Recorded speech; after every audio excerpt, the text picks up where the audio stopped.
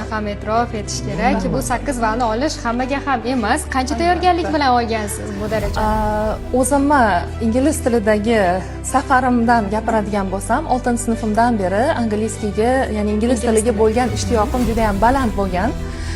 Garchi bank kollejini bitirganman, keyin Westminster xalqaro universitetini bakalavr bosqichida bitirganman va magistraturani Toshkent iqtisodiyot universiteti xalqaro moliya fakultetini bitirganman, lekin baribir Alloh yuqtirgan talantingiz bo'yicha ketarkansiz hayotda. Xalqaro moliyachi bo'lishimga qaramasdan, men 13 yildan beri ingliz tili o'qituvchisiman.